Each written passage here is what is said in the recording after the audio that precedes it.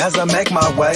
The fact I'm still alive, my claim to fame. It's no surprise I'm on a rise, finna stake my claim. Separate me from the others, cause we ain't the same. Ask my brothers from another, we ain't for play. Time is money, so we got no time to waste. Soon as this thing's moving, it can't be stopped. Blue bands in my pocket, call that juggernaut. Anywhere in the world today takes everything you've got. Taking a break from all your work sure would help a lot. We should ride together.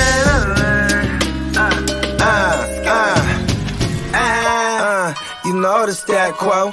Finna get a bag, bustin' down that blow. Out of East Side Ho, where they know my name.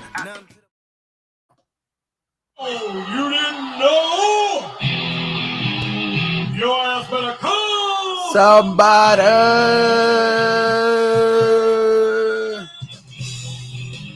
You damn right. It's me. It's the Fantasy Football Hustler. We're bringing you FNT. Oh, yeah. What is up? Shout out to all the peeps watching right now.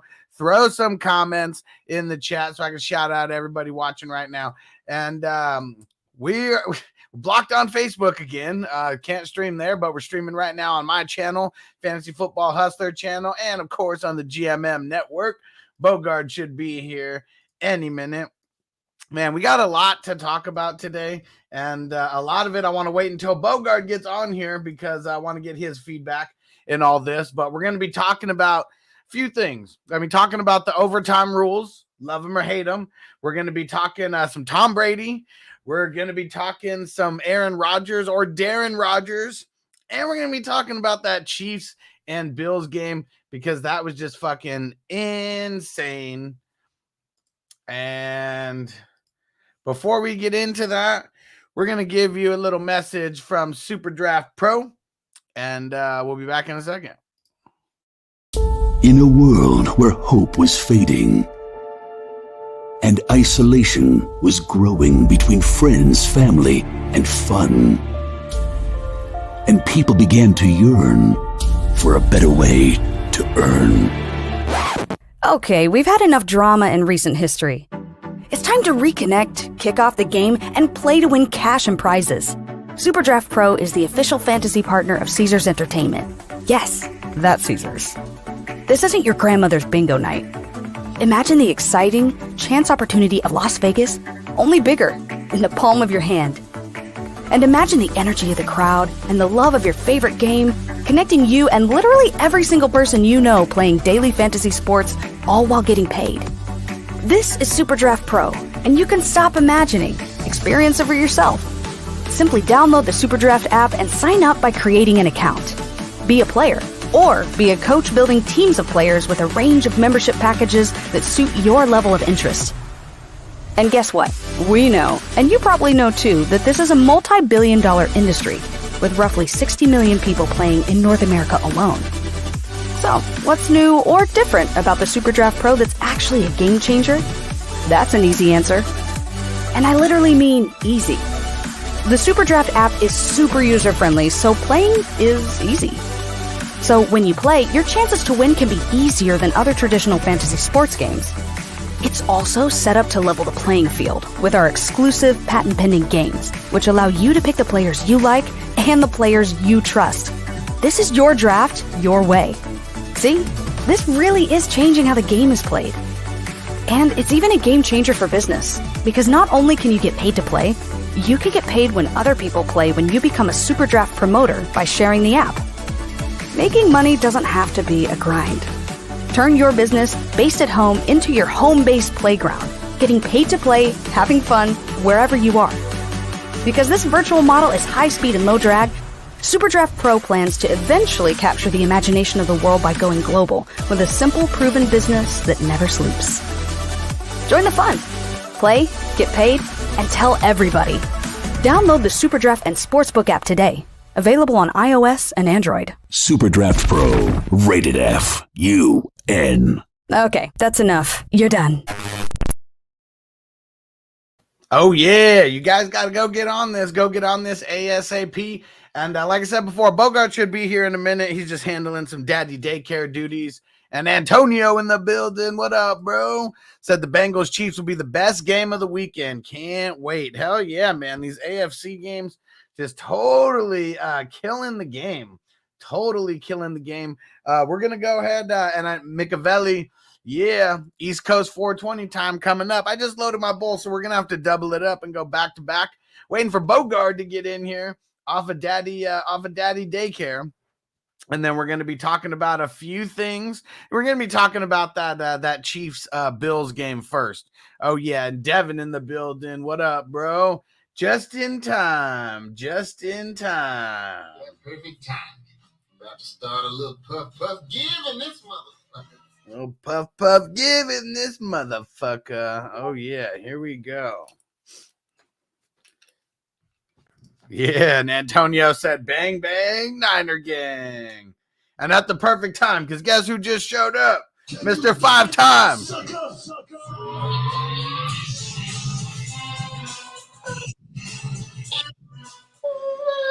What up? I'm dealing with some tantrums right now. It happens at daddy daycare. I'm sure it happens more than once a day. Yeah, well, my girl, you know what I'm saying? The world we're living in where, like, we're getting emails because the kids are close contact because of school. So, like, my girl has to take my oldest to get tested. And she's like, oh, you want to come train? I'm like, he can't go, dude. And she's like, oh, yeah, that's right. Okay, well, we're going. And then leaves. And then he's crying hysterically. I'm like, thank you. Right before I start a show. Man, that happens, bro. It happens. And man, this COVID world that we're living in, we can't just all go together to things anymore. Like, we literally, it's gotta be strategic. You gotta schedule me. You want to smoke weed with me? You gotta schedule that thing these days. Yeah. And Antonio said, Luigi should have came in for the Bucks game. We lost because Luigi wasn't there. Hey, you know what? We almost turned that thing around. And you know what? Before we get into that game, we're going to talk about the dopest game on the weekend, the Chiefs versus the Bills. I mean, we were streaming the entire game. This one was definitely the game that lived up to every single expectation that was out there. Bogard, if you could clear your thoughts a little bit, what was some things that you want to say about this game? We knew it was going to be a heavyweight bout, going blow for blow, you know what I'm saying? Just, fucking, one of the most epic, if not, one of the most epic playoff games we've ever seen. And my problem is this number one defense with the Bills. With 13 seconds left to go in the game, you know what I mean? The Chiefs, they got the ball. They just need to get in the field goal position to kick this field goal. And guess what? They got multiple timeouts left. And then here's the number one Bills defense, number one in the league, like I said. And they're playing boundary defense. You know what I mean? So it's like they had timeouts to stop the clock. Why play boundary defense right there? And then they go down the field like water. You know what I mean? And then even worse is like, I remember this happened to the Raiders last year against the Dolphins. Actually in 2020 season, it was win and they get in, and with 13 or with 30 something seconds left, they're kicking the ball to the Magic Man, and all he has to do is get him in the field goal position, right? Yep. But what's funny is they kick the ball right out of the end zone. They get a touchback. That's stupid coaching to me. Because that's exactly what the Bills did before that drive started. Yeah, they kicked it right out of the end zone. You're probably gonna, if you kick the ball and let it bounce inbounds, maybe you take a friendly bounce in your favor and you shave off like 3 to 5 seconds, and now Mahomes only has 9 seconds to work with. You know what I mean? I swear that's like a really underrated like skill in the NFL. But if you can kick it to like the 1 yard line, or like if you can kick it off the tee, get in the get in the last 5 yards somewhere. I just feel like even if it's like a punter, because I know it's mostly the place kickers, who are kicking. If you taught the punter like how to kick the best that he could out there, I bet he couldn't kick it through the end zone like that. And I bet it would be, as long as you don't kick it out of bounds, I mean, it'd be all right. we're going to touch on the Bucks game too, but the Bucks kicker, he kicked it out of the sideline a couple twice, and this is, and mind you, you have guys like Tyler Bass or Jake Elliott or who else? Justin Tucker, guys that are the place kickers and the punters. But then you have teams like the Rams who have Will Gay, and then you have, Johnny Hecker, the punter, who's like one of the best in the game. Yeah. Like I've seen him hold the ball sideways and punt it, but kick it sideways where that thing, spins in the air, and when it lands on the ground, it spins in place. Yeah. Like this is and got it down to the 1 yard line. Like this is amazing shit. He didn't do that yesterday, but I've seen him do stuff like this. You know what I mean? And it's like that's what these punters are. This is why, they do what they do. You know what I mean? Like, yeah. And I mean, the most minuscule of details. There's almost nothing minuscule in football. Just like all week I was saying, if you had to find a weakness on the Packers, it was their special teams. Yeah. And they lost the game for them. And as minuscule as special teams might seem to a casual football fan, like this is like a pivotal phase of the game. There's 3 phases of the game. You know what I mean? Yeah. David P, what up, bro? And Steezy in the building. What up, Steezy A. Smith? What up, Steezy? And Antonio said this game reminded me of the Chiefs-Rams a couple years ago, score for score. I mean, it seemed like that. I mean, they were going back and forth the entire game. I'm okay. So I can't wait to chop this clip from last night's when we were covering the game because, right? They go into overtime, and I go, whoever wins this coin flip is going to win this game because both defenses are so gassed. And then, then look how it happened. It happened to be the Chiefs. They win it, and they had the prior possession. So here comes the Bills, extra gassed. They had no chance. Okay. Good segue. You didn't even know that we were going to talk about this, but we're going to talk about these overtime rules because there's a lot of people out there who think it's okay, but then there's a whole bunch of people out there who absolutely hate the rule with the passion. Like, what can it be like college football? Like, if one team scores, the other team should get a chance to score either. I'm going to let you go on this first before I chime in because I did a lot of research on this for 2021. And the big thing that I got to say before you even go, NFL is the ultimate gladiator sport. There are no second chances. That's why everything is one game, and that is it. If you can't be like B Rabbit, you're going to be losing. And listen, I don't even think B Rabbit was gassing either, to be honest with you. I think it was a novelty. They got a kick out of seeing the white boy tear up all the brothers. You know what I mean? Because he had all the intel. That's really what it was. He just had the random intel, knowing his name was Clarence and shit. Like, that just threw his whole game off.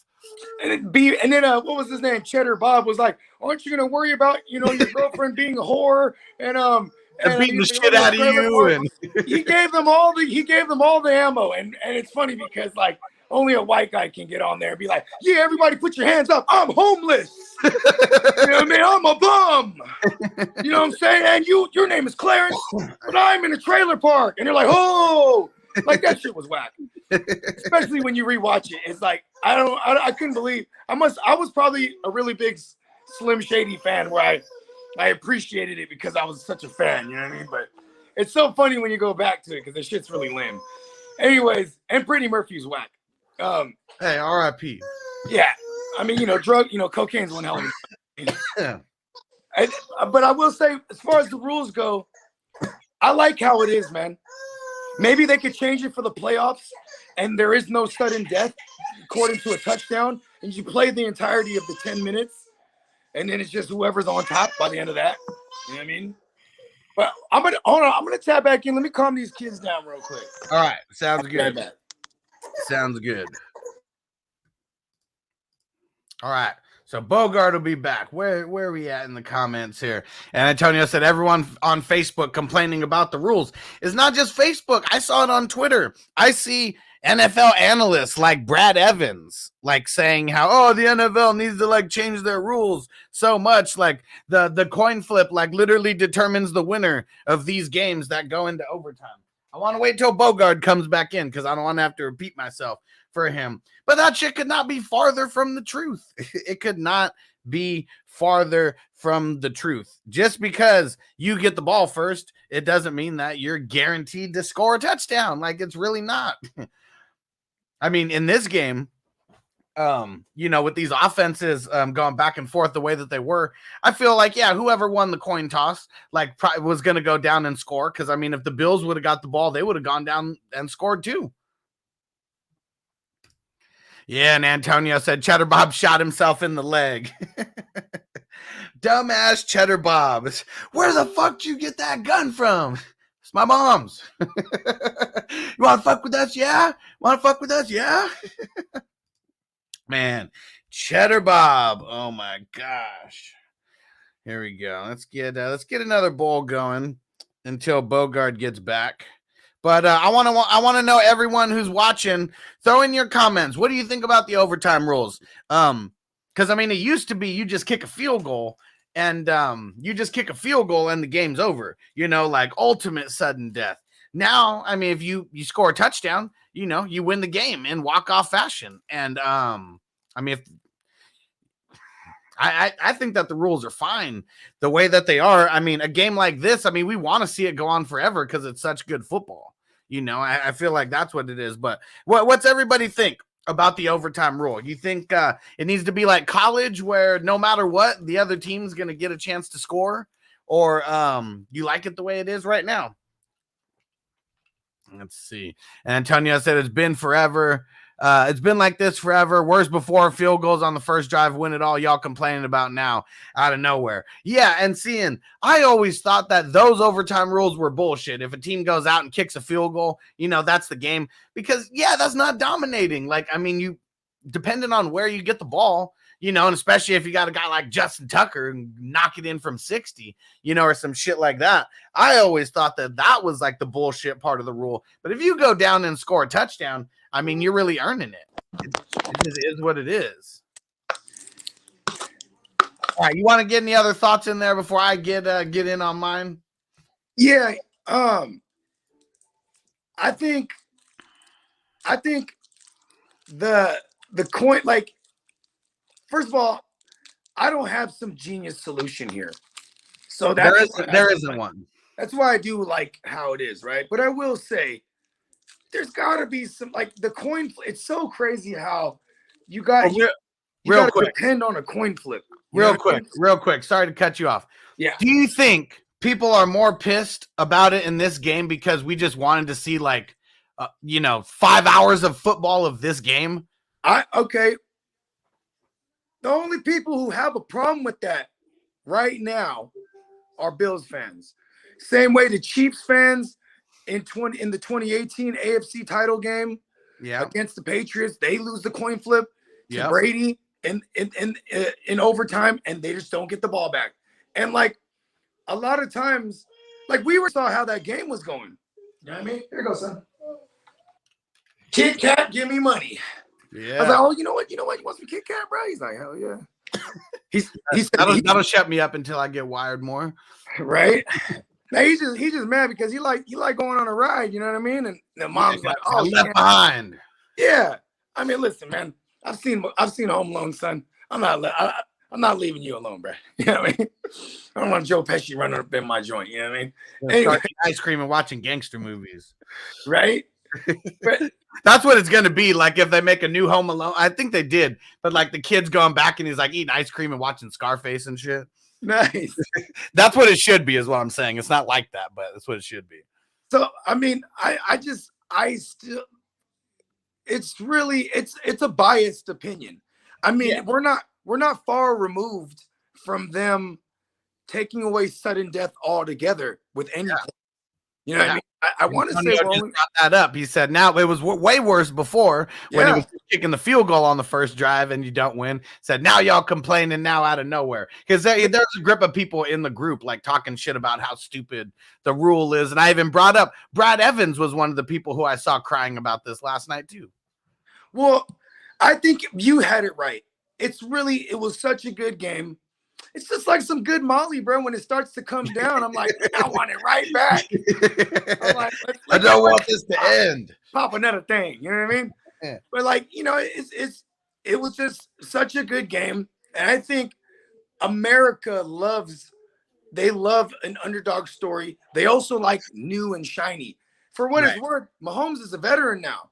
Yeah. You know what I mean? Even though these guys are only a year apart in age, Josh Allen's the new kid on the block. A lot of people want it's I guess it's our fantasy nature to project things before we see it, right? Oh, for sure. And like, Josh Allen was already declared the GOAT because of what they thought he was going to do this year. Mm-hmm. Here, do you want the drawing one, son?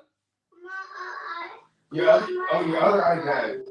There you go, Antonio. I like this. Have a fist fight between the captains to see who gets the pick. I like it. See, and that if I knew that Oklahoma drill or something like that'd be dope. Where you got one guy on each side, and but have it like you get it's like 2 Oklahoma drills, and it's like one team on each side of each Oklahoma drill. That'd be crazy. They just bust out 90s trivia.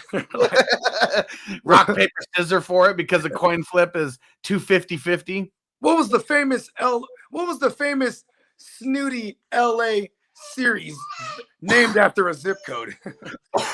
Oh man. And all these millennials, they wouldn't even know it. Well, maybe because of the reboot. Where's your iPad? Yeah, Ronald, what up, peeps? And Anthony in the building, what up, bro? And Antonio said, I think Meet the Fockers was the baby watching Scarface and glued a bottle of liquor to his hands. Yes, that definitely happened in Meet the Fockers. Asshole. And what I was saying, I wasn't saying it happened in Home Alone, but what I was saying, like, Home Alone, that was like 1990, and he's watching like some gangster movie from like the 1950s, or so. At least that's the way that they made it look, a black and white joint. So that's what I'm saying. If it was like made in today's time, it would be him eating ice cream, watching, the old gangster movie like a Scarface. Yeah, that's like 40 years old at this point. Like in Back to the Future, instead of the 50s cafe, it was the 80s cafe because now they had, X amount of years removed from the 80s, right? Exactly. So, all right, let's get down to this with some facts and some statistics about this. I'm only talking 2021. I know the rule's been around for a couple years now. But first off, the coin flip is 50-50, no matter what. The Bills chose wrong, and the Chiefs ended up getting it because the visiting team, they always get to pick on the coin toss. So the Bills had their shot. They missed it. I don't know what it was, heads or tails, but tails never fails. Maybe they went heads. Who the hell knows? I mean, what's funny about that too is like there's somebody who instructs the captain, like, okay, we're going heads here. Okay, heads, yeah, we're going heads, and then he goes out there. You know what I mean? It's not like the captain's there, like, okay, I'm feeling heads, let's go. You know what I mean? So you got to feel it though. They're playing percentages, and their percentages just lost it right there. Yeah, I mean, and that's what's unfortunate about that game specifically is because you have the back and forth action. One of the best games we've ever seen. And then for someone like the Bills, 2 minutes, was that the best final 2 minutes of any playoff game you've ever seen? For me, it definitely was. I mean, yeah, Gabe Davis. First of all, it's the fourth and long, and then he runs for the first down, and then they get to like a third and long, and then he goes for all of it, gets Gabe Davis for the 4th time in the game. We saw 2 touchdowns and a field goal in 2 minutes of football, damn near. Yeah, and then like, I mean, for anybody who like doubts the Chiefs or like, like Tyreek Hill is such a problem. You know what I mean?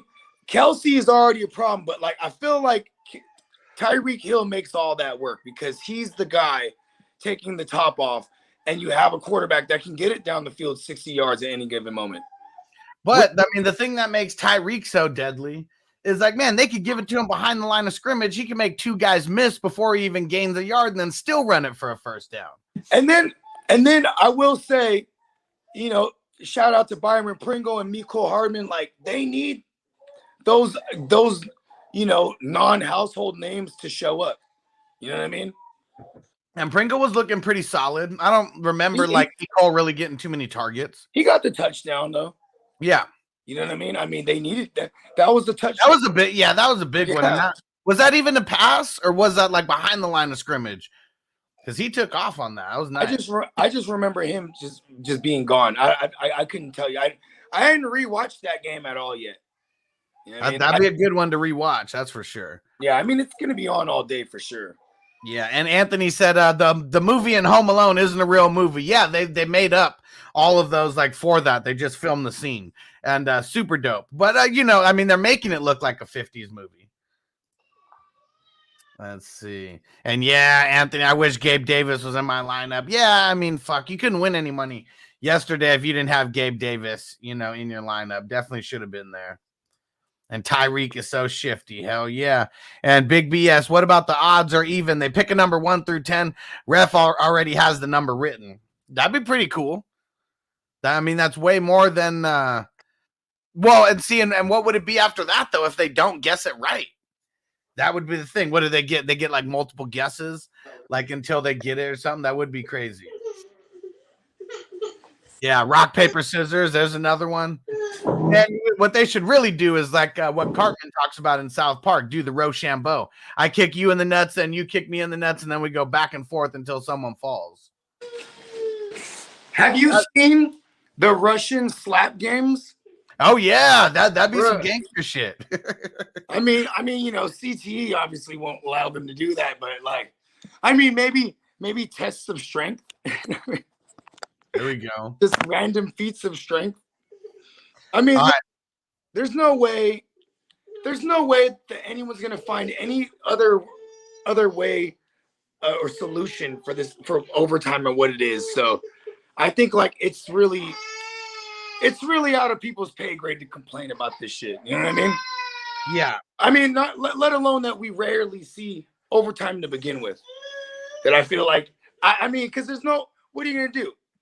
Like you said, rock, paper, scissors. You know what I mean? Then what are we going to get? We're going to get into the nitty gritty of it. Oh, no. Well, Rochambeau. Oh, no. Paper, scissors, rock. Okay, are we going rock, paper, scissors, shoot? Or are we paper, scissors? Like, you know what I mean? Like, is it 1, 2, and then push on 3 or 1, 2, 3, and then push? Motherfuckers are really going to have to practice this during the course of the week. Antonio says, do Russian roulette with a Nerf gun. I like it. All right, so I want you to guess this part. How many overtime games, including this playoff game, how many overtime games do you think occurred in 2021? Okay, 7. You're way off. 21. What? Okay, my bad. I was probably just thinking of the Raiders. Because they can't close nothing. They were in overtime all the time. Yeah. 21. This is just this year, just 2021 and the playoffs. Okay. Goddamn. So I got it down here. So we already know that there's one tie that happened. So there's 20 games that were won, in OT. The most popular way that these overtime games were won was with the field goal. Yeah. 12 12 out of 21. So you could say it's fair because the rule is each team could possess the ball one time. Yeah. You know what I mean? So if someone's winning by a field goal, that means both teams possess the ball. Yeah. I want you to guess, out of these 21 games, how many were won by a touchdown on the very first drive? None. Except for the one last night. No, there was some. Come on, give me a real guess. Give me a real number. I don't know. 4? Pretty close. It was 6, and the Chiefs did it twice. Chiefs did it 2 out of the 6 times. Oh, that's right. Because they had the Chargers game in overtime. Yeah. Wow. And see, everybody was low. Antonio said 2. Ronald said 4. Everybody was a little bit low. It was 6. 6 total, but that's it, including this playoff game. 6 out of 21 OT games ended in the first drive. That is it. That's crazy. I mean, a walk-off is awesome. That's one thing, too. Like, especially if you were a Chiefs fan last night, you win that coin flip, you're like, fuck yeah, we're going to the title game. Because you knew that ball wasn't going back to the Bills. The Bills defense had to make a play and take it away. They weren't gonna not at least get a field goal there. That team was too gassed. And you jumped off when I said it. Whoever got the ball, I mean, you said it. Whoever got whoever got the what's called the coin toss was gonna win it. I mean, these offenses. I mean, they're probably the two best offenses in the league. Not necessarily in the league, but in the playoffs and probably the league. I'd say. I mean, wasn't the Bills the highest scoring offense or top? They were top 3 at minimum. I'm sure they were. I haven't gone back to look at the exact numbers for like top scoring teams throughout the season. So as much as everybody's bitching, about this rule, it was really just this game. Everyone wanted to see this game just keep going and going. Because there was someone who was even giving me some bullshit, like statistics, like, oh, if you win the coin flip, you automatically have like a 55% chance of winning compared to like a 42% chance of winning, not getting it. And yeah, maybe that's true. But if all these OT games were won by field goals, that means both teams possess the ball. Here's the thing. I think people need to be reminded, this is football, man. Any given Sunday, any outcome. And, people are usually loud on outcomes, whether they're for or against it, depending on where they favored the matchup to be, or to go. You know what I mean? Yeah. And if you go look in the I told you all the numbers of how the votes were going. The highest votes to win this week were on the Bills and the Packers. And both those teams lost. And they gone. And my Niners were the lowest voted. Yeah. You know what I mean? And listen, you know what's funny is now the Chiefs are going to have an overwhelming vote here. And I bet you a lot of people are looking Rams Chiefs more than anything right now. Maybe. No one's thinking Niners Bengals or Rams Bengals. Like everybody and their mama's thinking Rams Chiefs. I haven't wavered yet on where I'm leaning because my process is throughout the week. You know what I mean? But the Vegas has both these games close. Oh yeah, for sure. Yeah, I think the visiting teams cover because I feel like they're just the way that there's gonna be a lot of money going on the Chiefs and the Rams. I mean, there's gonna be a lot of money going on them, and then I think the points are just gonna, as the week goes, like we've been seeing, whoever's the favorite is gonna keep tinily, getting bigger and bigger, just making it a lot more lucrative to bet on the visiting team. I will say, I know we're going to talk more about this throughout the week, but the Rams, they're doing everything in their power to keep Niner fans out right now. They literally have Ticketmasters, which is not the only, avenue to purchase tickets, but Ticketmaster in LA is saying you can't purchase tickets to this game unless you're an LA resident. And they're asking for zip codes and everything. I don't know if it's one of those deals where you can just buy the tickets and then put in an LA zip code and just be like, boom, I'm in there. You know what I mean? Yeah. They really trying to keep the Niner fans out. And what's funny is, ever since the Rams moved back to LA, even including myself, realize how many goddamn Niner fans are in LA at those home games. It's basically a home game. Yeah. You know what I mean? So you're gonna have to try to stop these LA residents that are actual Niner fans. And then even, what's stupid about this logic too is what if you're a St. Louis baller who's just a Rams fan? It's I'm flying out to the game and you can't get tickets now because you're not an LA resident. Well, you got to be hey, bro, I swear to God, I'm a Rams fan. Okay, click swear to God Rams fan and you're in there. You know what I mean? I don't know how they're going to keep people out. Well, the one thing, I'll play devil's advocate. They're probably one of the stricter stadiums, on all the vaccines and all that type of stuff. So, that could be their excuse, whether it's valid or not. That's probably going to be their main excuse. I saw Pilo posted some shit. Shout out to Pilo. For those that don't know, Pilo, he a Bay Area artist, / producer extraordinaire, Filipino cat too, man. Shout out to my brothers. You know what I'm saying? But he's like a spokesman for the Niners. You know what I mean? He always does their pregame shows, and his music is used on their site and on their page all the time. They warm up to his music, etc. They said that his his box that he had reserved, he got denied, and he posted like his email from SoFi Stadium saying that they're not that he's banned for this weekend. Yeah. It's crazy. Like they really doing it. I guess for a celebrity, it's easier. I mean, if you're trying to get a box, they'd be like, no, we're not selling boxes to anybody, outside of, I don't know, man. It's funny, dude, because they need it all. I'm not trying to get arrogant, but they definitely didn't want to see us. You know what I mean? Yeah. And this is probably the best time to see us because we're all the way beat up. You know what I mean? Like we really need to pull something off. I saw a stat this morning.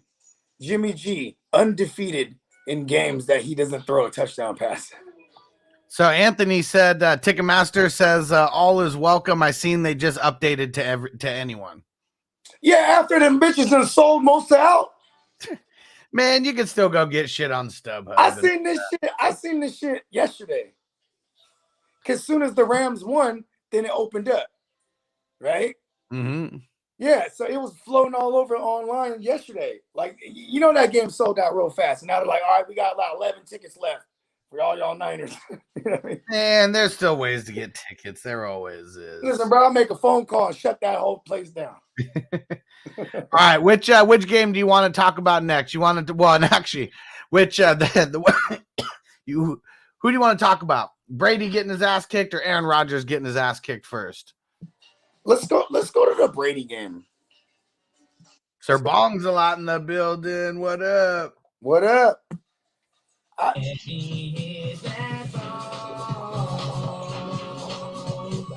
right. So let's talk about some stats from the game and some stuff first. So we got Tom Brady, 30 completions, 54 attempts. So 56% completion, 329 yards, had the TD, the big one to Mike Evans, had an interception as well. And he really didn't do much until you get like halfway through the third quarter or whatever. That was when they kicked their second field goal. Yeah. And it came off that Cooper Kupp fumble. Yep. I mean, the Rams, man, they did everything to lose that game. And then, it took about 2.5 quarters for them to really start getting to Cooper Kupp. And I fucked up. It was the Lenny TD was after the Cooper Kupp fumble. Okay. The field goal happened I think two series before that. Yeah. Well, okay. Well, my point is though, is that Cooper Kupp had a quiet fourth quarter all the way up until that last drive. Yeah. You know what I mean? And it's like, I don't know what the defense was thinking there. There's 40-something seconds, 42 seconds left. They gotta go the whole length of the field, and it's Cooper Kupp like consecutive passes in a row. And then you have Will Gay in a revenge narrative. Pun intended, boots the Bucks out. He was like a first-round draft pick to them. Maybe not first. I know he was a high draft pick though to the Bucks, and they cut him after like a year. Yeah. And then he went on over to 2019. I think he was a rookie. Then he goes over to the Rams, and like they happy than a motherfucker, bro. Yep. You know what I'm saying? That's another thing too, man. Like they were just gassed, maybe. You know what I mean? Like, well, I mean, every defense is gassed. At the fourth quarter. Like, I mean, there's just levels to this. But the reason why I'm asking, did Tom Brady lose this game, is because last Super Bowl, the defense clearly won that game, but Tom Brady gets all the credit because he's the GOAT. So I feel like Tom Brady has earned that status to where he either wins or loses the game. Obviously, there's a whole bunch of others playing besides him, but if he wins, even when the defense dominates, if the defense fucks up, him putting up 3 points, it's for his fault. 2.5 quarters, he definitely. It's definitely his fault. I mean, but you could also say they finally it took them that long to make the adjustment that they needed to make. Right? Well, do you know what adjustments they made, right?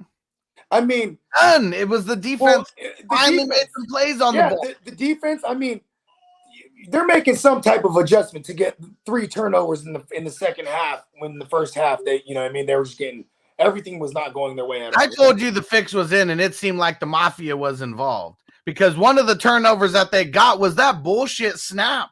Like Tom Brady fumbles. Literally the next play, you're telling me that bad snap that goes 30 yards in the other direction, then they get the ball in Rams territory.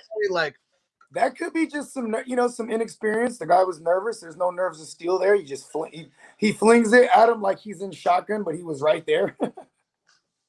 and it was and after that play, it was actually crazy. So that play, it didn't even do anything for them because they ended up getting a turnover on downs, the Bucks. But then what happens after that? The ball comes back and Matt Gay misses a 47-yard field goal. Yeah, they had great field position to only get into a field goal range and then and to miss it. And so this is why I would say Tom Brady lost that game, because you just named 3 different chances where they can go down and march down and win. And then all the Tom Brady truthers, which I am one, because I am the guy who doesn't argue with people when they say he's not the GOAT. I argue with people when they say he's not the GOAT, because he's GOAT status, bro. I don't give a fuck what anyone says. But here's the thing. All the Brady truthers are like, well, if he had Chris Godwin, he wins that game. If he has Antonio Brown, he wins it. Oh, really? But then if he wins the game, you're the first guy saying, and he didn't even have Godwin, and he didn't even have Brown. It's like, yo, stop talking for the sake of talking, because if they really hear themselves, they sound stupid. You know what I mean? Yeah. Because last year, Mahomes was down however many linemen, in the Super Bowl.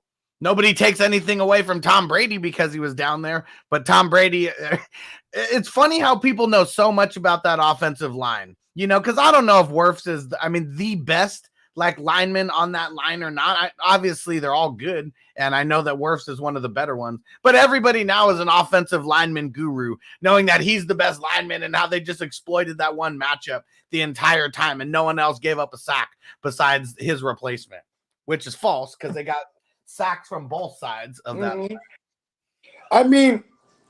You know what it is, right? Most people didn't even know who the fuck Christian Wirfs was before this week. But that's all they're reading is that, Brady's going to be down, Jenkins and goddamn Wirfs. You know what I'm saying? Yep. And then it looks like Wirfs is going to play, but then he's worse for wear, pun intended. And then Jennings actually plays, the guy who didn't practice at all week, and he played shitty. You know what I mean?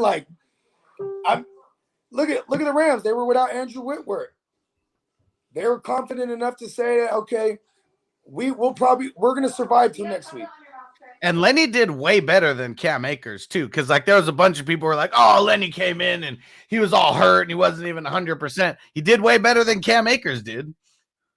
And Cam Akers, for what it's worth, is coming off of an Achilles, so that's just amazing. Anything he does to me is amazing right now. Yeah, fumbling it twice. That almost hurt him. That almost killed him. Yeah, you know what I mean. That's he fumbled it on the 2-yard line. Okay, when they're about to go in, and then fumbled it in the fourth quarter, and they were on the 30-yard line, like the Rams' 30-yard line. Yeah. And who scored the big time TDs? Playoff Lenny. When push came to shove, I know that Brady threw that big one to Mike Evans. Listen, nobody calls him Playoff Lenny but him. Okay. The pardon to take people do.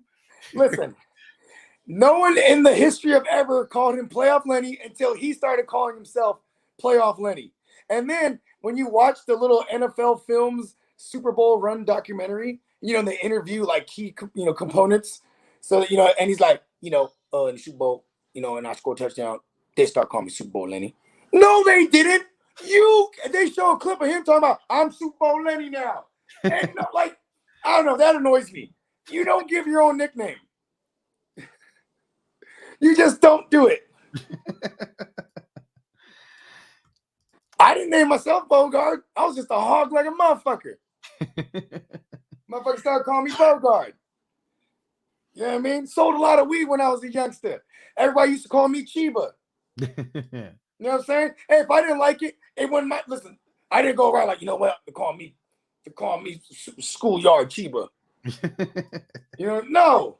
Stop making up your own nicknames. So I swore that it was the Pardon My Take guys who started calling him Playoff Lenny first. You're saying that Playoff Lenny created his own. Okay, hold on. Those guys have no creativity at all. They're pretty funny though. They do make me laugh. Yeah. No creativity.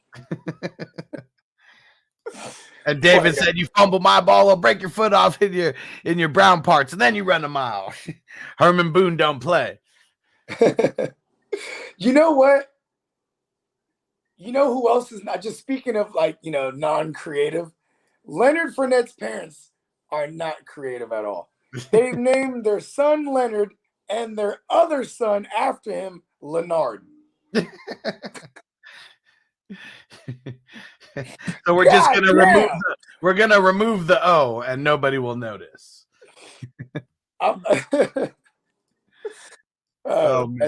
Fuck! Anthony said parking pass was $300. For the Bucks versus San Francisco. Or wait, what are you talking about?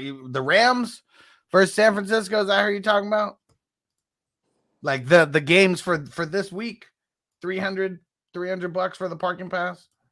I mean, they usually run about $60-$70. Well, yeah. Depending on, because there's different parkings too. You can get like the $40 joint and be like a mile away from the stadium. You know what I mean? Because at least where I'm at, and I'd imagine it's like this for SoFi, it's not like one big old parking lot and that's where it's going down. There's several. You know what I mean? Yeah, for sure. Yeah, and it's just parking lots with no, you know what I mean? Yeah. You got some porta potties and whatnot. But yeah, and listen, man.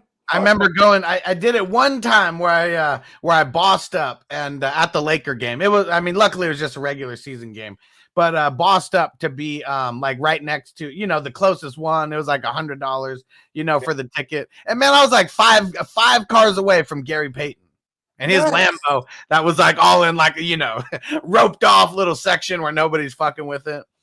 What color was the Lambo? Was it green? It was green. Yep. You know how I knew that? Because I've seen Gary Payton in LA before in a fucking green Lambo. And that shit looked dope. It was probably about like 13, 14 years ago. And he was already retired at the time, but so he's probably just cruising around. Hell yeah. Like, hey, listen, them Gary Payton, the gloves, bro, that was his shoe, right? Yo, yeah, hell yeah. Yeah, the son of the gloves, bro. Yeah. Hard. Yeah. The glove, man, he don't play around. And so that was the time where I had I sat courtside. So I've sat courtside once in my life. We were like second row. So close that when I was talking shit and yelling at the players, they could hear me. That shit was awesome. Did you see Jack Nicholson there? No, it was a Clippers game. It wasn't a Lakers game. Okay. I said Lakers game, but I meant Clippers game. Okay. It was not Golden State. It was the what's it called? The Thunder versus the Clippers in like 2014, I think it was. So like both teams, I mean, they were battling for the playoff spots and shit, and the Thunder ended up winning. And I just remember this was the last year for what's his name, for KD. Yeah. Yeah, because they go on to beat us. In the conference finals, and then that was the year Golden State won. It was 7-7 or 7-7. It was a 3-3 tie going into Game 7. We beat them, then we lose in the playoff. We lose in the championship, and then we sign KD, and I swear to God, it felt like we won already. Like that was like the best thing to happen for being like, and check this out. One of my girl's best friends works for some company that had something to do with the jerseys. So like he was like, "Hey, we're gonna get KD," and I was like, "Oh, word?" He's like, "Yeah." He's like, "Cause they're pressing up KD jerseys." Like, no fucking way.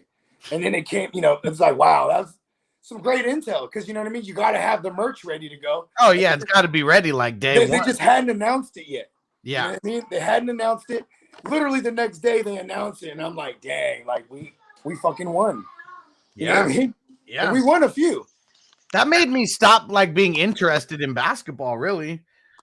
Because it's like we already knew what was going to happen. It happened 2 years in a row. Yeah. Crazy. I'll go put this baby down real quick. Okay. Then we're gonna get into some of these. Gonna get into the 49ers, and did Aaron Rodgers lose them the game? Yeah. You're not naked, right? Oh, just walked in the room like, oh, you ain't naked, right? I'm like, all right, let's see.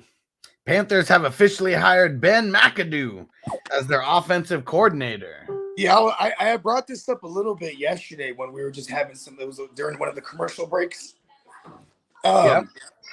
I can't name you one running back in Ben McAdoo's system that went off, and hopefully because he's CMC, he could trump that. You know what I mean? Yeah. Because this guy's a terrible play caller. His scheme is so old school. He's part of the Adam Gase era where like they were the young guys at the time. You know what I mean? Yeah.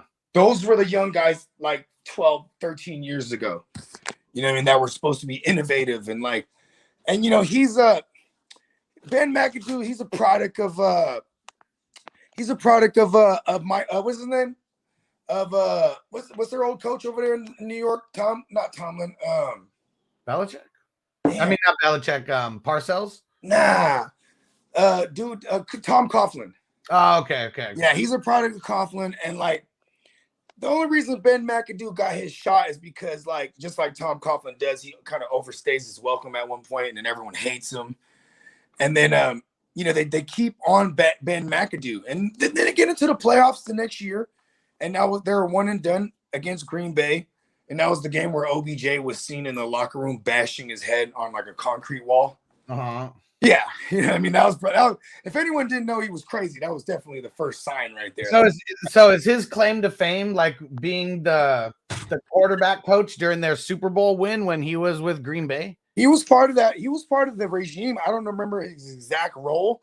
That was his role. It says I'm looking at Wikipedia now. It says he was the quarterback's coach. Yep, there you go. So that's going to be like Byron Leftwich, getting a job because he's Tom Brady's quarterback coach. So that's like, yeah, just like Adam Gase was for Peyton Manning. Yeah. Like, all these teams that I'm looking at. Matt that Nagy, how about that? Matt Nagy with Alex Smith, that career year he had. Yeah. I'm not saying Alex Smith is super jump out the window phenomenal, but he had he finally went 4,000 yards passing that 2017 year. He had a career year. All these teams that McAdoo was a part of fucking sucked. Yeah, and that was the only one where he's the quarterback's coach for Green Bay, and he's with Green Bay for a grip of years, I guess. 2006 to 2013, he was the tight ends coach for the longest time. The tight ends always fucking sucked there. I'm saying, what does this guy even do? You know what I mean? That's like, hey, how about this? Did you know I'm a nuclear weapons expert? Right? See, I could just say that. You know what I mean? Like this guy, I don't know what he thinks he is, man. And it took him 2 years of being away from football for people to forget how ass he was. And then here's Matt Rule. I know they have some type of correlation from the past. So it had to be a homie that kind of, extended his hand out. You know what I mean? Yeah. I mean, he comes back. So he's out of football for 2 years. And then he comes back to be the quarterback's coach for the Jaguars in 2020. Oh, wow. And they did a hell of a job with Lieutenant Dan. What was his name? Is it Luton? Glenn Luton? What was his name? Mike Glennon, right? Oh, no. Jake Lieutenant Dan is what I was calling him. Jake Luton. Remember Jake Luton? Yeah, so last year it was Gardner Minshew, right. then receding hairline Mike Glennon, and then it was Jake Lieutenant Dan. I guess I just never went that far down the rabbit hole in 2020. I mean, the only reason I even know these things is because, you should know you play in 3 quarterbacks. Jake Luton, yeah. Yeah, Jake. I remember Glenn. I remember Glennon playing. I don't know how many games did Luton even play last year. Luton, they ended up going back to Glennon at one point. Yeah, because they were like, we really need to secure. What's crazy is Jake. The last game that Jake Luton played in my memory was the one against Green Bay, where they actually they were on Green Bay's ass for like 2 quarters. And it was like, oh my God, Jake Luton threw a couple touchdowns. It was like, oh shit, they might pull off the upset. Then they didn't. You know what I mean? I know why I don't know him. It's because I'm on a gluten-free diet. I don't fuck with that. I like that. But yeah, Ben McAdoo, you're a fucking scrub. And I don't know. Carolina Panthers might not be fucking with him next year. Got this bum over there going to be calling the shots. Yeah, I mean, I guess Sterling Shepard was the guy during those times with McAdoo. And that role would be DJ Moore. So, maybe for PPR purposes. But then it's also like, who the fuck is throwing them the ball? Yeah. Like, you know what I mean? Like, I guess they're going to take another shot with Sam Darnold because he's going to be free. You know what I mean? They could pick up his 5th-year option because they traded for him on his rookie deal. Yeah. Let's see here. All right. Let's get into some of this Darren Rodgers talk. Let's transition over to that game. And we had a question, on our on the circle last Thursday, and we said, is it going to be Aaron Rodgers' will to win, or is the curse just going to keep going? Is San Francisco curse? Here's his stat line real quick before you start giving thoughts. 20 completions, 29 attempts, 69%. 69, dudes. You said 29 attempts? Yeah, 20 completions, 29 attempts. So he had an Aaron Rodgers efficient game. Right. 225 yards, no touchdowns, no interceptions, So, the no touchdowns, that was the real big thing. Let me just break down kind of the game because, if you just remove the players and everything away, this was a very, even game.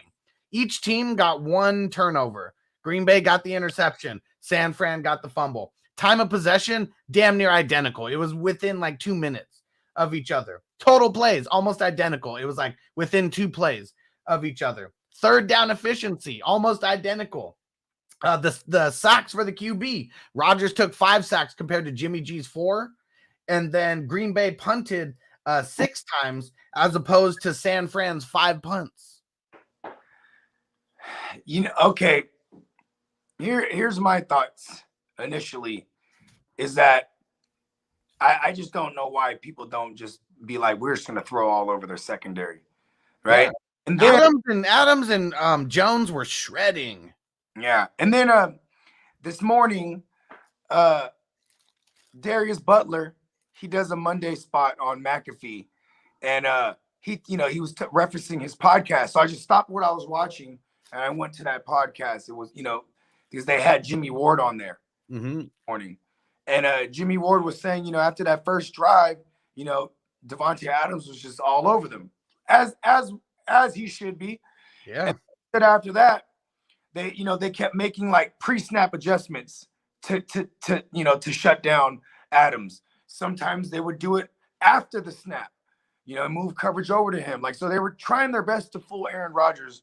Because you can't, Aaron Rodgers is one of those dudes. If you're out there 10 seconds early with your exact look, he's going to shred it. And so I will give my Niners that hell of an adjustment because that first drive was oh my God, we're going to lose this fucking game. Went right down and scored. First possession of the game. And that was the only touchdown that they got the entire game. And then you lose A.J. Dillon. You know what I mean? And who scored the touchdown, who scored the only touchdown. Yeah. And it's a big blow to lose A.J. Dillon because I know their game plan was to have a change. To grind it out and then also be able to change the pace up out of the backfield with Jones at any given moment. You know what I mean? And he did through the pass game for sure. But that run game, it got shut down after Dillon was gone. Yeah. And when it's way easier tackling a guy who's 205 pounds, 210, if that, with Aaron Jones versus, 240 plus A.J. Dillon in that weather. You know what I mean? Oh, yeah. It's a brick house. Yeah. And I want to say something. I just want to see your thoughts on this. Do you think the bye. There was some real bye week rust here. You know what I mean? I don't know if it was the bye week rust necessarily. I just think that they were way too conservative, is what it was. I think Rodgers just should have came out slinging more.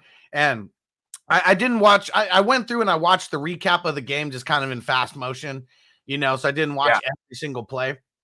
And it just looked like Rodgers wasn't himself. He was not with the pocket presence. Like we talked about it yesterday, how I said how Allen and Mahomes might be the two best QBs in the league.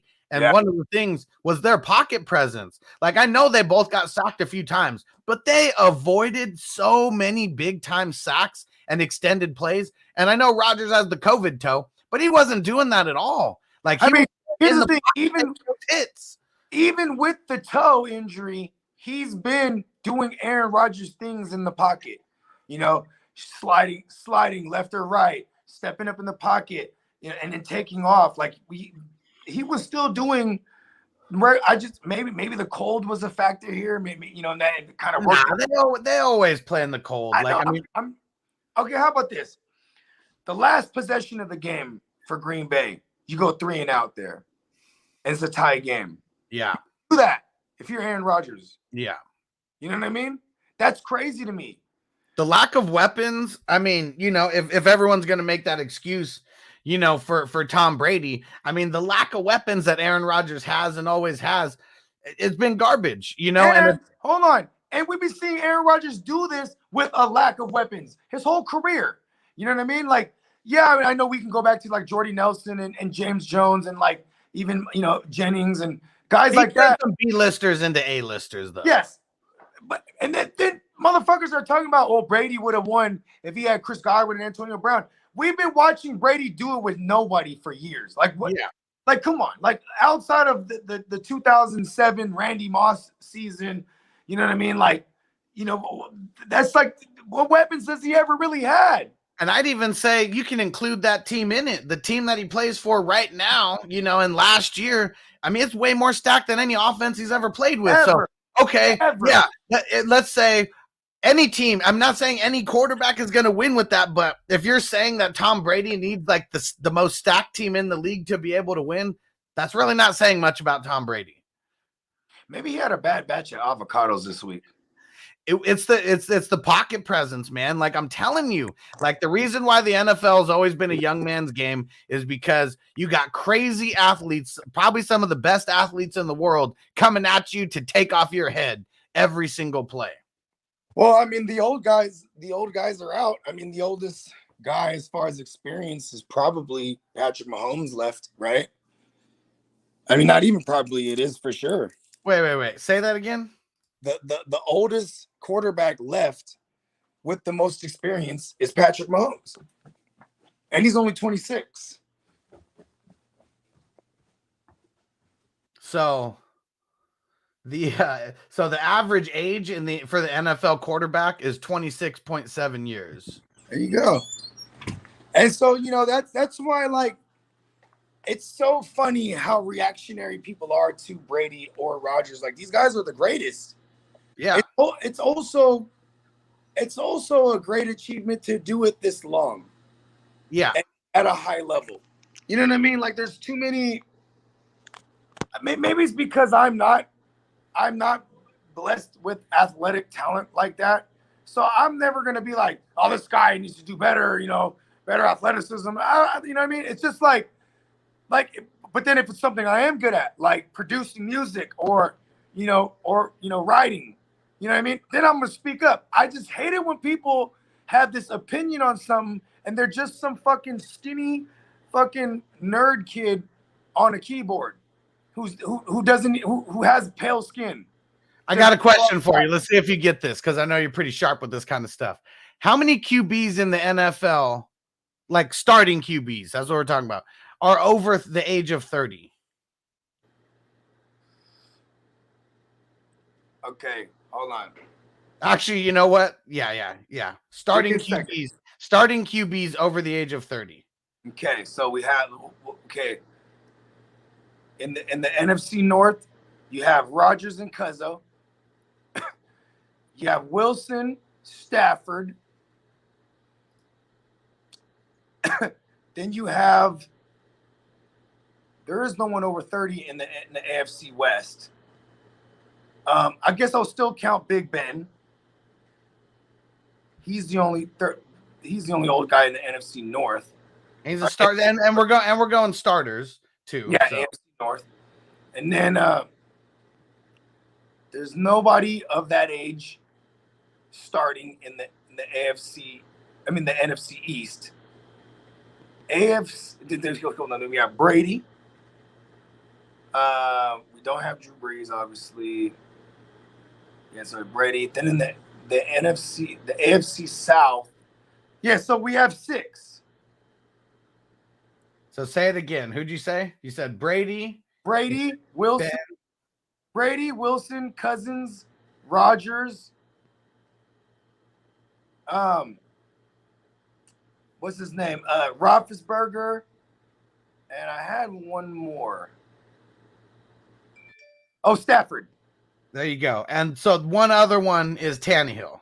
I didn't know he was over 30. I thought he was 30. So he's 33. Oh, yeah, that makes sense. I forgot. He's the 2012 class, man. I should have known that. But still, that's it. And, Jimmy G's 30, so I mean, but we said over 30. But that's it. 7 starting QBs, in the league that are over 30. Big Ben, we already know he's probably not going to be playing, this next year. Yeah. I mean, guy like Matt Ryan, I mean, we may be seeing him have one more year as a starting. I forgot QB. to add Matt Ryan, so there's 8. Oh, I swore that you had him in there. Yeah, so 8 total. 8 total. Yeah. Hey, that's kind of crazy, man. Because Flacco was one of those guys too. Until you know what I mean. I mean, he's still on the list here. I mean, there's a lot of starters. Right. Yeah, there's let me see, 1, 2, 3, 4, 17, 18, 19, 20, 21, 22, 23, 24 QBs in the NFL that are over 30. Okay, just like only 8 are starters. Taysom Hill is on there as well. He's 31. I mean, he started a couple games, but yeah. That's crazy. Oh, good news, everybody, too. So my oldest that was in a close contact, she tested negative. Yeah. Perfect. Right? Now she's a baby again. Yeah, and look at Niner and JC. What up, JC Money? So Niner said 12, JC Money said 16. Football is a young man's sport. I mean, look at some of the best QBs in the league right now. We got Mahomes, we got Allen, we got Burrow. I mean, if you throw Lamar in there, they're all 25 and up there. 25 and under. No, because Burrow and Allen are 25 right now. Remember, Burrow was a late guy. He went 5 years, I think, in college. He did like the Andrew Luck shit. You know what I mean? Right. And then obviously Mahomes is 26. And then let's not forget about but he just turned, and real quick, Joe Burrow literally just turned 25 on December 10th. So it's not. I mean, wait, hold on. Joe Burrow is Sagittarius. Yep. That's tight. And December 10th is like that's my man CJ and my cousin Adam and his dad and my Uncle Pete. They're all, and those guys can party, man. Shout out to December 10th. No wonder he's out there all swagged up and all cocky than a motherfucker, right? He's a Sag. He's like, yeah, I'll go to the shittiest team, turn them around. He fucking did that. Okay, how about this? Deshawn Watson. He has the same. His birthday's like a couple days around Patrick Mahomes, so they're almost the same exact age too. Yeah. Yeah, Watson's like 25, right? No, they're the same age. Oh, who? Watson. Okay, they might only have the same birthday week, and they might be a year apart. I might be wrong about that part. Okay. I think they're the same age. And their birthdays are like, they're both in September, like early September. And who'd you say? Watson and who? Mahomes. Okay, yeah, so 25. Mahomes is 25, right? Or did he turn Mahomes is 26 already. Oh yeah, because he was. What was he 25 when he won the Super Bowl, or was he? He was okay. How old is Mahomes now? He is 26, right? I just want to make sure I have that right. Yeah, just turned 26 in September. Okay, so when he won the Super Bowl, he was 24, Right, and then he won the MVP at 23. So he's the only only player ever who was under 25 he was, won both. Yeah, and he because that's right, because he opened up 2020 against the Texans, and I remember them like Shredding. Yeah, I remember. Wasn't that a crazy ass game, like back and forth? I mean, it was cool. It was the Clyde Edwards-Helaire like debut, where everyone was like, because people were so torn on him. Yeah, and he went out there and that was one of 3 of his big games on the ground that year. You know what I mean? He went out there like a $130 on the ground and he ran for one. Yeah. But what I do remember is that like JJ Watt just stuffing his ass on the line and they kept trying to little ass fucking Helaire to get in there. Yeah. And he's a little small. You pop up behind a lineman and then JJ Watt just plugged the hole. Bam! Like, and they're like, yeah, we're gonna put in Darrell Williams in there in the next play. But yeah, that was it was one of those back and forth games. I mean, the Texans had it really bad last year to open up the 2020 season. Their schedule, they played like 8 playoff teams in a row or some shit like that. Yeah, because then they start 0-4. Like they had like 4 crazy ass games like right off the bat. Yeah, it's nuts the amount of starting QBs that we got, even that are under 25, because you wouldn't even put Josh Look at Allen. Andrew Luck, man.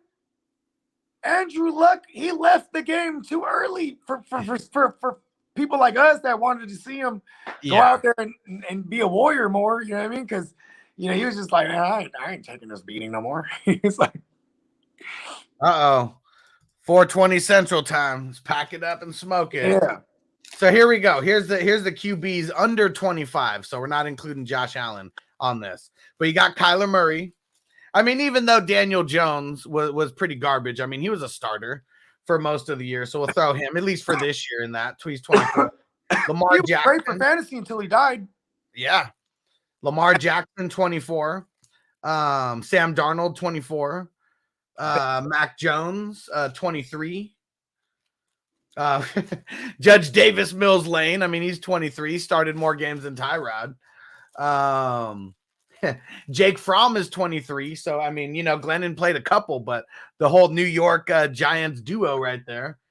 Jalen Hurts, 23. Tua, 23. Herbert, 23. Trevor, 22. Fields, 22. And Wilson, 22. So there's almost as many under 25, QB starters as there is over 30. Look at those names. Look at those names. Out of those names, Lamar, Kyler, these are guys that are going to be looking to get paid. They're the campaigns that they're fresh off of don't help their cause. No. Right? Herbert, the arrow just keeps going up. I don't give a fuck what no one says. Yeah, right? They're going to need to re-sign him sooner rather than later, because it's like the longer you push it off, and he's not going to want to resign. More he's going to be worth. He's not going to want to resign there. He's going to be like, man, because he was a Chargers fan as a kid. They better fucking take care of him. Like, if the Chargers have any kind of inkling in their brain of what they should do, they better know that you just throw the house at Herbert. Bad ownership. That's horrible. That's where the curse comes from. Leaving San Diego, bad idea. Yeah, and it's all because they paid $500 million just in tax to the league to move. And the whole thing is they didn't want to build a new stadium. They didn't want to pay to build a new stadium. Yeah. So right now, SDSU, they're building a stadium right now, and it looks like it's going to be kind of small, compared to what, the Charger Stadium would have been. Well, because think about this. The SoFi thing was going to happen regardless. Right. Rams were already going there and all that. It was set to be NFL Network's new headquarters, which it is. And it was also set to be the home of the Rams, and they didn't know who else. They knew it was going to be one more team, but they didn't initially know. Because it might have been the Raiders, right? The Raiders were coming in that mix. Right? And but see, the Raiders had their sights on Vegas for a long time. Right. Yeah, because I remember they bought LasVegasRaiders.com and that shit got leaked or something. Yeah. I mean, man, for those of y'all, man, that are some real Bay fans, you know what I'm saying? Who sang this song? Put it in the chat, and I'll send you mushrooms or something. Yeah, but it said, "I'm a Raider, Oakland Raider, from the Bay to LA to Las Vegas, cause I'm a player, boss player." Right? I wasn't a Raider fan. That song slapped. If anybody who knows made that song, I'm fucking 100 points to you. But here's the thing why I bring that up is because that wasn't even an idea. It's like, did these rappers speak it into existence? Because they are the Las Vegas Raiders now. Yeah, it's crazy. On Entourage, I mean, they've they predicted a lot of random things like movies and stuff that came out, and they were talking about bringing a pro football team to LA. And I don't know what year that was, maybe 2010, maybe 2009. I can't remember. So long before it actually happened. And they were talking about like getting an expansion team, not like bringing a team from anywhere else. And well, here's another thing too. Going back to when they went with SoFi, just before I forget this, because I obviously this was the main thing I was going to bring up, but I danced all the way around it, like I do. The owner of the Rams, he had bought up that land in Inglewood long ass time ago. It was like this guy was playing chess for like 10 years before they even broke ground. You know what I mean? And then obviously it's like, okay, who the fuck can I get some money up out of? You know what I mean? Yeah. And like, they got it out of the Spanos. You know what I mean? Yeah. And Chase said loonies. Yeah, Chase. Let's go. Shout out to the town. Yeah, we got. I feel stupid that I sang that song and it's recorded, and someone can crop that and be like, "Look at Bogard singing the Raider song." Chase said a classic Bay Area rap, good shit. Right? That shit is hella throwback now. It's like, damn, they're 20 years old now. So crazy. Yeah. Hell yeah, shit's nuts. Yep, these rappers, man, just be writing about shit before it happens. I mean, but it is like what we were talking about. I mean, we had Damu, the rapper on here, and you even he talked about how he wrote a song about getting shot, never been shot before. And then it's like listening to his song Getting Shot. And then you even brought up how Tupac was like, I didn't even start getting shot till I started rapping about me getting shot. Yep. Okay. You know what you never do as a rapper? Don't never shoot a video of your own funeral. Yeah. Like Mac Miller did it. He died. Fucking Tupac did it. He gets killed. Like Tupac, it wasn't even a funeral. It was he did a whole thing of him getting shot in a drive-by. Remember the I Ain't Mad at You video? That's hella throwback. Really poor production. I mean, everything that I know just about, how everything that we say like totally makes a difference on like the way that like shit like shapes out like in the world.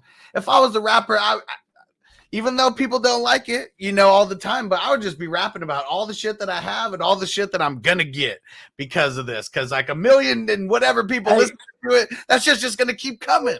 I love a lot of different artists, but Jay-Z is one of my favorites because he's not only is he a Sag, like he just influenced me to like style. Like I used to hate it when rappers would just write punchline after punchline. So it'd be like metaphors are like or as, right? So it'd be like, I'll lay you flat like a placemat because we don't play that. And like this and like that and just like everything. I'm like, that's just annoying. Like I liked it better like when you spoke metaphorically, like, you know what I'm saying? Like you'd be like, survive the drought. I wish you well. Like, you know what I mean?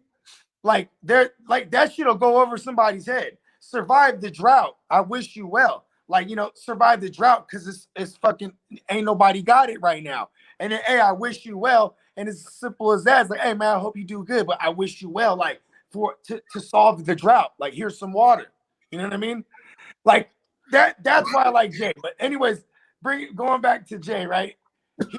He came to a point to me where it was like what he was rapping about. I had to start like researching shit like, oh, what's the Hue blow? Oh, that's a watch I'll never buy.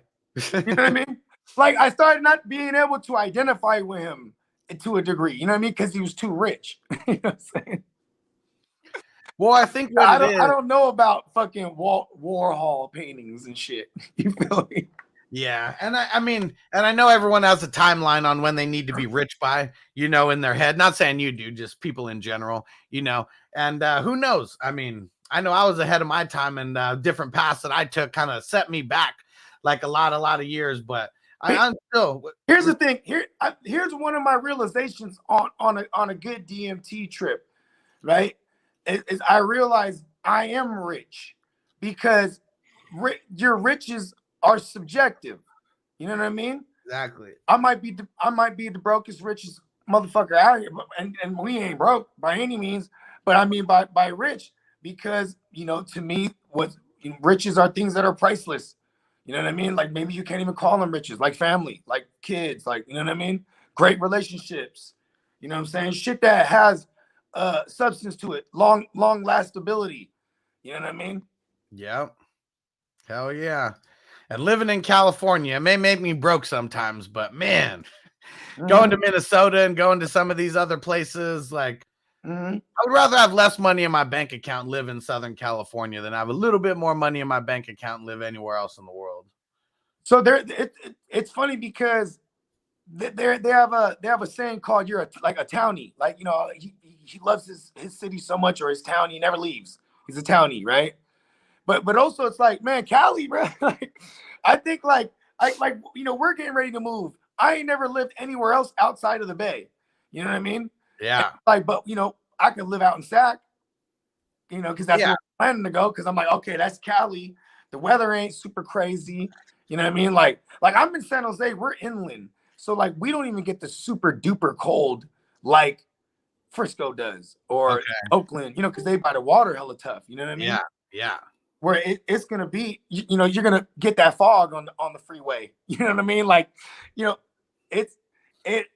I'm inland, and like I swear to God, nothing beats where I live.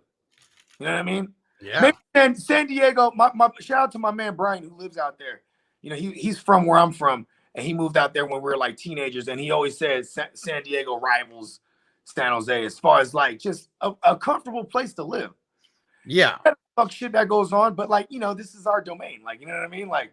And I mean, San Diego's so big, like I mean, it's crazy how LA is huge, but people who live in South Central like won't really get out of there, But it's like in San Diego, it's like they don't want to get shot, bro.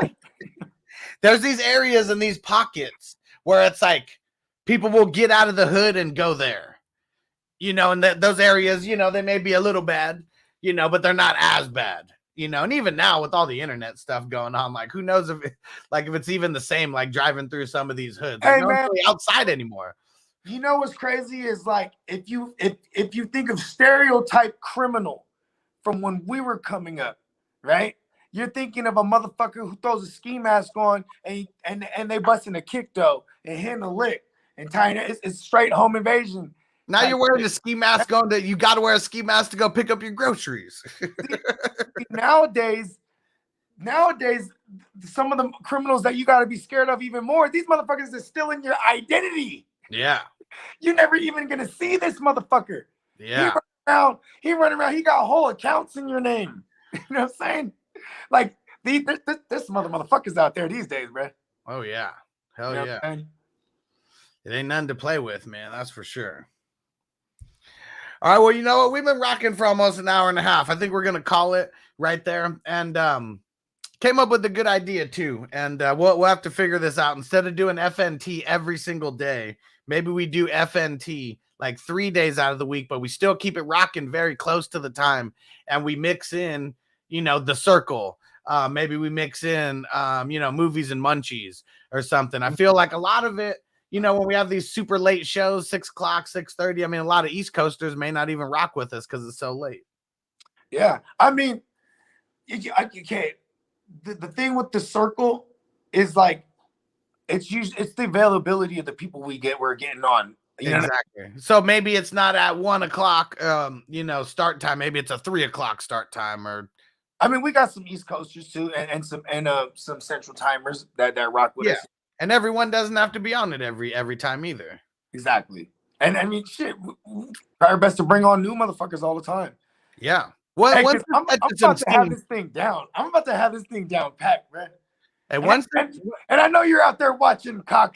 I want the cock. Pause. I want the rematch, cock. Pause. Oh man. And yeah, it's gonna be funny to see. Well, I mean, I don't know if it's gonna be funny, but I'm excited to see the evolution from week 1 to week 2. Because more people know, like just what you were saying. Like we need to start making these points real quick. I like Pringles, because you can't just have one ding. Because you got barbecue, ding. You got sour cream and onion, ding. You got pizza, ding. Dude on the cover, hell of a mustache, ding. Comes in a big ass can, ding. Small can, ding. Variety packs, ding. You know what I mean? Like, because that's what I was explaining to TD when I talked to him. He was just asking some questions about how it's gonna go and stuff. And I told him that's what I felt like everyone was trying to do, like win the debate with like one big point. Yeah. And like, that's not the point of the show. The point is it's quantity over quality. You should have, so I'm not saying I'm going to give people points for bullshit takes. And I was like, I even deducted someone's point when they got a stat wrong. And then when they said that Josh Allen raised his QB percentage this year compared to last year, and that one was false. So I deducted the cock for that point. But and he was like, do we have to get analytical? And like, does it have to be stats? And I was like, no. But if you throw out a stat. He said, I'll tell you what he's not. He's not the cock. Oh, my God. He's killing. I'll never beat him. I'll never beat him. Yeah, man. He's got the edge over everyone just because of his character. And it's funny, too, because it was bestowed upon him like right before the show. You know what I mean? Yeah. Well, I mean, I sent it to everyone. Yeah. Like, right before the show. No, I mean, like, because, he was just like, on the spot with it. Like, you get what I'm saying? Like, he's like, okay. Oh, yeah. Pretty much. Yep. And Stu said, Central here. How about them Cowboys? It's our year next year. And Stu's going to say that every time. Just because he knows that. Oh, man. I do not want to go fishing with Stu right now. Yeah. You know what I mean? I'm trying to get to this chip, baby. We one game away. So close. Yes, sir. So close. And JC Money said we're going, him and Coach Craig going live in 35 minutes or 30 minutes from now. Super Draft basketball. Hope y'all got your hockey lineups in as well for the subscription side. You're not talking about hockey? I was waiting for you to give some of your fucking hockey lineups, bro. I'm just going to hit up Austin. JC Money slacking on. And Stu said, Bogey, throw those hairline analysis. You'll win every time. Dak and his fucked up hairline. Dak, Mike Glennon. You know what I'm saying? I got a bunch of them. Josh McCown was one of them. Like, it's like, yo, they got old and really got old. Like Aaron Rodgers, he's like, fuck, I'm growing my hair out now. Yeah. Like, Tom Brady, he's like, I look better than I did when I was 24 now. Like, you know what I mean? Like, it's hella funny. I got to think of some questions, but I know two of the I questions. got a bunch too. I don't mind brainstorming with you on some of them. Oh, yeah. And I know, I mean, two of them are going to be about who wins the game, and we'll see who can come up with the best points there on that. But yeah, I'm excited to see how this shapes out. You know what you could do too? I thought of this idea. If someone getting eliminated every round, that sucks. Right? Yeah. Especially if we had like the amount of people we did, because we could have created a little more drama, right? But then, after 2 rounds, then we cut like the bottom 2. You know what I mean? Yeah. So it chops it, even further. Then I figured if we ever get in tie modes, you should have some stats on deck. Like, how sometimes you be quizzing me on shit. Yeah. Like, hey, how many quarterbacks do you think? And then, 10 seconds for the tiebreaker. You know what I mean? Like, yeah, just have some of those, like, some of those real specific NFL fucking trivia joints. You know what I mean? Yeah. Have them motherfuckers on hand. Yeah, because that's the tough part was the ties, because we have so many people. Like on that show, they only have 4 people on it. So it's pretty easy. And I'm sure they fudge the numbers a little bit. Because sometimes we'll see like they'll give like 2 or 3 points for a point if it's a real good point or whatever. So What I want? I would love this show to become a thing where you're the host, and then if there's ever a tie, I'm not even a competitor on the show. I'm the guy, I'm the judge. And then whoever wins, they face me. Like, that would be dope. Or the cock. They face me or the cock. Yeah. Or just whoever the reigning champion is. That would be kind of cool too. Yep. Like, hey, we got the fucking reigning champion back. You know what I mean? That would be kind of tight too. And that's going to be the cock this week. He's going to come in strutting. Right. Hey, this shit's going to be tight, dude. When are we keeping that to Thursday? Yeah, at least for now. Okay, cool. I like that. That works good. Yep. And Nigel coming through at the super chat right at the end. Nice, bro. He says, shout out to the Hustler and Luigi. Yeah. Right before we got out of here, too. Perfect timing. All right. Well, Bogard, tell them everything they need to know on the way out. Hey, the earth is my turf. Let's go, Niners. I'm probably going to try to wear a bunch of Wolverine shirts this week because I need to rejuvenate my Niners. We need to heal up. You know what I'm saying? SoFi, give me money. I don't want them to come home. You know what I mean? We're going there this week, and we're going to stay there. That's what I want to happen. But the analysis is going to get deeper this week because my right out the gate analysis, I do like the Rams.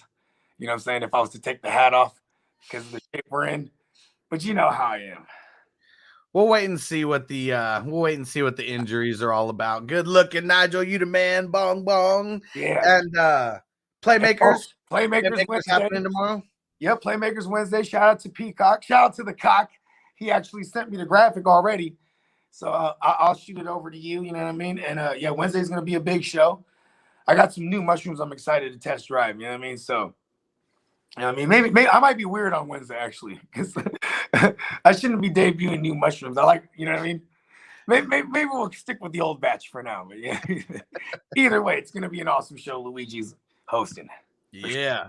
And then everyone, don't forget, go to fantasyfootballhustler.com. Go get subscribed to all the podcasts. Go download all the podcast episodes. Get me those extra downloads. You know it helps. You don't even have to listen to them. Just go in and download them.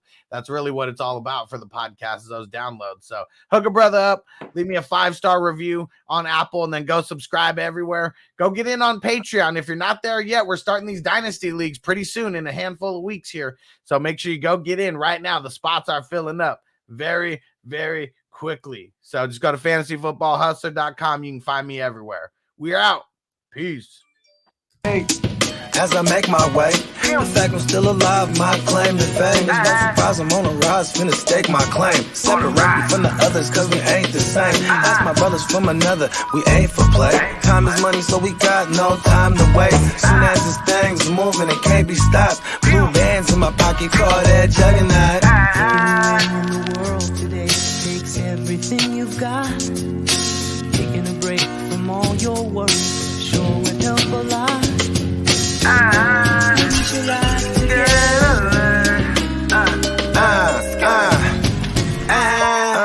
You know the stat quo.